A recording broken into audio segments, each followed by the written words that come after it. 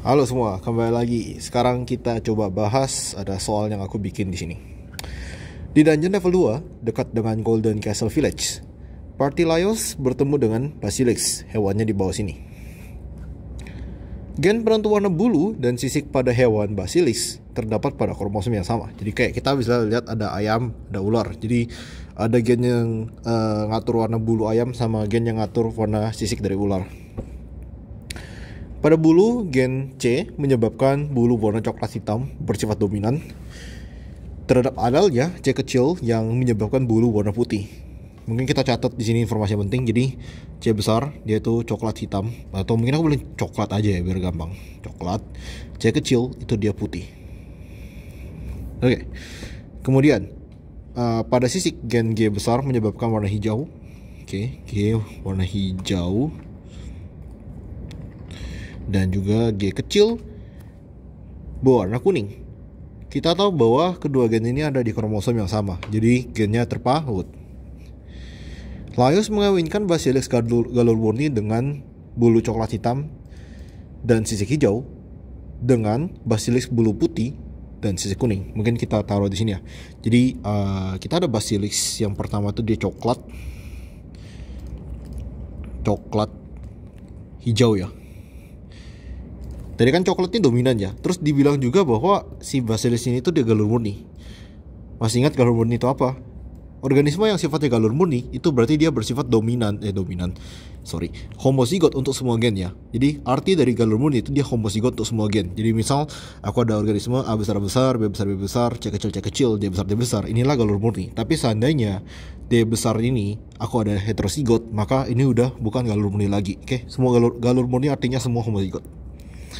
Oke, terus berarti kalau dia galur murni coklat hijau, berarti genotipnya apa? Kita mungkin tulis dulu kayak gini ya, C besar, G besar. Terus dikawinkan dengan yang warnanya putih kuning. Artinya ini tuh dia C kecil, G kecil. Di sini mungkin untuk membedakan hurufku biar bisa diubah, bisa dimengerti. Untuk C kecil aku kasih garis di bawahnya ya. Jadi kalau misalnya aku ada garisnya itu C kecil. Oke, anakan F1 dikawinkan dengan sesamanya dan menghasilkan anak sebagai berikut. Berapa jarak gen C dan G? Di sini karena gen ini terpaut, lebih baik kita cara menulis gennya itu diperbaiki dikit ya. Karena kalau kayak gini kita nggak tahu pautan gen itu seperti apa. Seperti kita pahami bahwa kalau di organisme diploid seperti kita contohnya, kita punya sepasang kromosom. Nah sekarang coba kita lihat kromosomnya ya. Jadi ini andaikan gambar kromosom dari si Basilisk. Sebutlah di sini ada gen C di sini ada gen G. Maka pada organisme ini kita bisa prediksi bahwa ya di kromosomnya itu ada gen C di sini, gen G di sini. Ya kan? Terus di organisme satu ini kalau aku gambar kromosomnya kurang lebih ya kayak gini. Ini satu kromosom, ini pasangannya. Di sini ada gen C kecil, di sini ada gen G kecil. Ini juga C kecil, G kecil. Maka lebih enak untuk kita analisis untuk kita analisis lebih lanjut, kita tulis gennya seperti ini. Jadi C dengan G, C dengan G. Sama juga di sini, sama dengan juga di sini. Alasannya bakal obvious nanti kalau ketika kita kawinkan. Coba kita cari gametnya.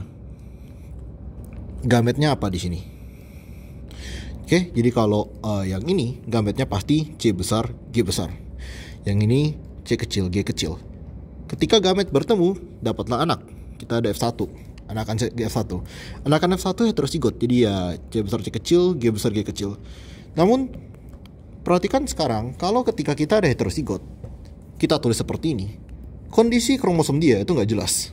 Apakah kromosom dia itu seperti ini? Jadi misal C besar ketemu dengan G besar, terus C kecil ketemu dengan G kecil. Atau apakah kromosom dia justru kayak gini? C besar ketemu dengan G kecil, terus C kecil ketemu dengan G besar.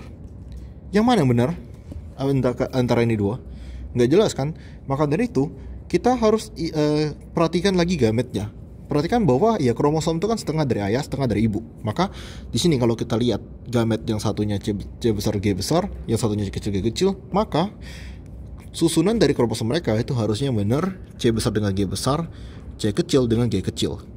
Oke, jadi yang benar yang ini, bukan yang satu ini. Ini alasan kenapa kita tulis anotasi gen yang terpaut tuh seperti ini, biar kita nggak bingung nanti ketika analisis.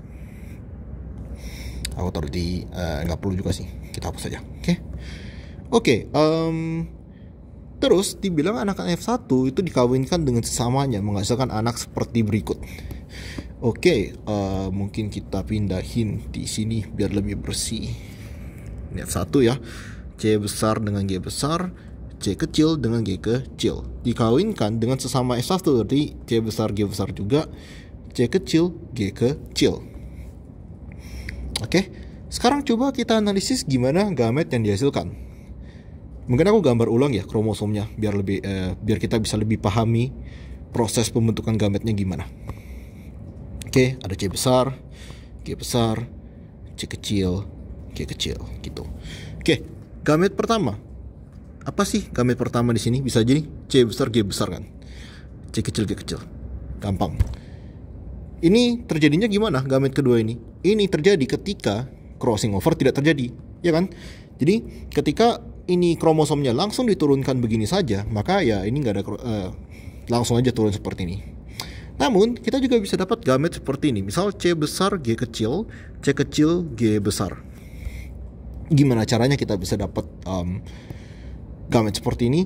Yaitu ketika terjadi crossing over, ya kan? Jadi misal kita start dari sini, crossing over, terus kita berakhir di sini. Kita juga bisa start dari sini, crossing over, berakhir di sini. Maka dari itu dua gamet di bawah ini kita kenal juga dengan gamet hasil crossing over, atau kita bilang rekombinan. Kemudian gamet yang di atas ini kita bilang sebagai gamet parental. Kenapa parental? Ya karena dia seperti dengan parentsnya ya, mirip dengan orang tuanya. C besar G besar, C kecil G kecil. Kemudian kita dikasih tahu bahwa ya ini ada anakannya semua. Terus kita ditanya, jarak genetiknya berapa sih antara gen C dan gen G? Ya, jadi kalau misalnya dilakukan tes cross, gampang ya, kita tinggal jarak gen tuh tinggal kan rekombinan. Kenapa kayak gini? Pennya salah. Kan jarak gen itu tinggal rekom per total kali 100. Boleh lihat di video selanjutnya tentang ini lebih lanjut. Tapi kalau misalnya sekarang F1 mending kawin dengan F1, ini kan agak repot ya. Caranya gini, coba kita breakdown soalnya pelan-pelan.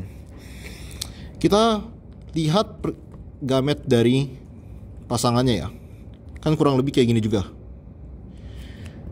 Dari semua kombinasi gamet ini, jadi kalau misalnya kita mau kombinasikan gamet kan bisa aja kayak ini ke sini, ini ke sini, ini ke sini, ini ke sini, dan seterusnya gitu.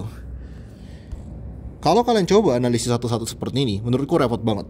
Cara paling gampang adalah coba kita analisis dari yang homozigot resesif. Kita analisis yang mana yang homozigot resesif. Jadi di sini homozigot resesif ada yang ini sama ini kan, pasangan ini dengan ini. Loh, kenapa kok harus homozigot resesif? Karena ketika kita pakai ciri yang dominan, bisa saja ciri dominan itu ditutupi. Sebagai contoh, misalnya aku ngambil yang dia itu coklat kuning. Kalau aku ngambil coklat kuning, coklat ini kan bisa ada kemungkinan dia C besar atau C besar C kecil. Kita nggak tahu yang mana kan. Supaya kita yakin, genotipnya kita yakin, kita pakai yang homozigot resesif. Karena ini pasti genotipnya C kecil, G kecil. Yang artinya ini apa? Dia warna putih dan kuning.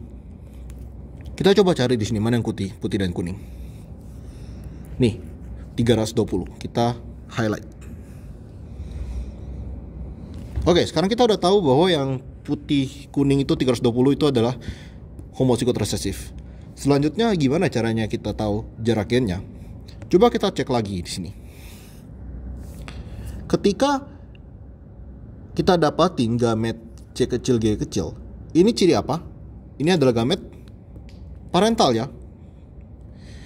Maka ingat kembali hukum Mendel yang pertama, kedua ya. Ya, harusnya hukum Mendel yang kedua. Kita ingat lagi bahwa pada hukum Mendel kedua, misal kita ada seperti ini, A besar A kecil, B besar B kecil. Hukum Mendel kedua kan asortasi bebas ya. Artinya gamet itu harusnya independen terhadap sesamanya. Maka harusnya ketika kita ngedapatin 4 gamet ini, semua punya rasio yang sama, yaitu 1/4, 1/4, 1/4, 1/4. Namun ketika kita terjadi pautan genetik, misal ini aku ganti seperti ini ya, kita terjadi pautan genetik, maka kita dapat yang parental dan yang rekombinan, di mana parental ini akan lebih sering muncul daripada rekombinan. Kenapa? Karena rekombinan terjadi hanya saat crossing over. Crossing over bukan kejadian yang sering terjadi. Dia kejadiannya acak dan lebih langkah. Jadi parental akan lebih banyak daripada rekombinan. Maka di sini kita bisa prediksi bahwa proporsi parental itu dia lebih dari 50%. Sedangkan rekombinan akan kurang dari 50%.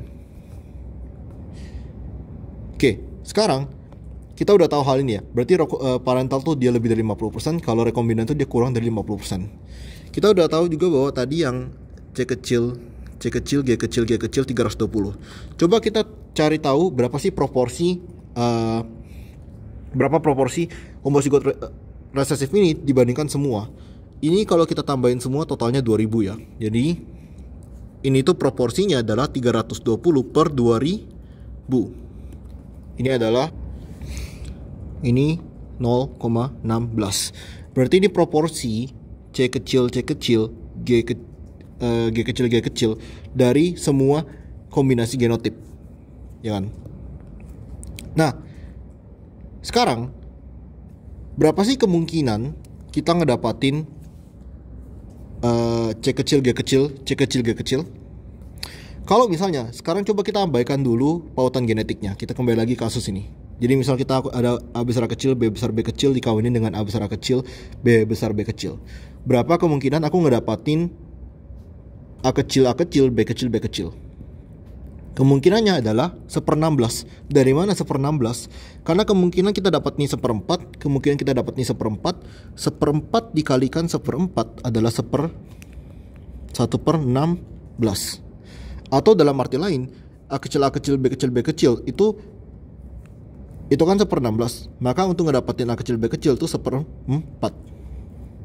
Atau ya A kecil, B kecil ini sama dengan akar dari proporsi A kecil, B kecil gitu. Maka untuk aku ngedapatin proporsi C kecil, G kecil itu sama aja dengan akar dari 0,16 ini, yaitu 0,4. Oke. Sekarang kita udah tahu kalau C kecil, G kecil ini 0,4. Kita cari tahu lagi proporsi parental yang satunya. Jadi kan parental ada 2 kan? Ada C besar, G besar sama C kecil, G kecil. Yang ini 0,4, berarti kalau yang ini juga pasti harus 0,4. Karena mereka sama-sama parental. Loh, kenapa kok nilainya sama? Karena coba pikir. Ini C besar, G besar, C kecil, G kecil. Kalau misalnya keluar satu ini kromosom yang sifatnya parental, maka mau nggak mau satunya lagi pasti ngedapatin kromosom yang parental satunya kan. Maka proporsi dari parental itu bakal sama. Jadi ini proporsi parentalnya adalah 0,8. Kalau begitu rekombinannya berapa dong? Rekombinannya adalah 1 di minus 0,8, yaitu 0,2. Atau dalam arti lain, jumlah rekombinannya adalah 20%. Kalian sadar sesuatu nggak di sini? Bahwa ketika kita mengukur jarak gen, apa sih yang kita ukur dari jarak gen itu? Ketika kita mengukur jarak gen, kita cari persentase rekombinasi. Jadi berapa banyak rekombinasi yang terjadi. Maka di sini cara nggak langsung kita juga sudah dapat namanya jarak gen. Maka jarak gennya adalah 20 centimorgan. Jadi persen ini bisa kita langsung ganti dengan centimorgan. Oke, ini adalah jawaban. Ini cara konseptual untuk menyelesaikan tipe soal seperti ini. Cuman seperti kalian lihat, pembahasannya panjang banget dan ya memakan waktu banget kalau misalnya kalian kerjain seperti ini. Maka dari itu aku bakal jelasin sekarang cara singkat untuk ngerjain soal seperti ini. Daripada kalian cari secara konseptual seperti ini, aku ada rumus. RF sama dengan atau frekuensi rekombinasi sama dengan 2 kali akar dari homozigot resesif per total dikali 100. Ini rumusnya. Kita coba kerjain di sini. RF sama dengan 2 dikali homozigot resesif tadi berapa? 320 dibagi 2000 dikalikan 100. Maka kita bakal dapat nilainya adalah 80 centimorgan. Cuman kalau sadar sesuatu bahwa jarak rekomendasi 80 centimorgan itu nggak masuk akal. Karena ya paling jauh harusnya 50, paling tinggi nilainya harusnya 50 centimorgan. Maka di sini ketika kalian mendapatkan jawaban di atas 50 centimorgan, sesimpel kalian tinggal kayak gini aja. RF sebenarnya, jadi RF sebenarnya itu tinggal 100 dikurangi nilai yang kalian dapat. Jadi dari 80 dikurangi 80, maka ya nilai RF sebenarnya adalah 20 centimorgan. Sama ya dengan jawaban konseptual di atas. Nah, rumus ini tuh jauh lebih sederhana. Kalau misalnya kalian ngedapatin jawaban di atas 50, ya kalian tinggal kurangi 100. Tapi kalau misalnya langsung dapat jawaban di mana dia itu nilainya tidak di atas 50, berarti itu udah jawaban jarak gennya. Oke, sekian video kali ini, semoga membantu. Sampai ketemu lagi di video selanjutnya.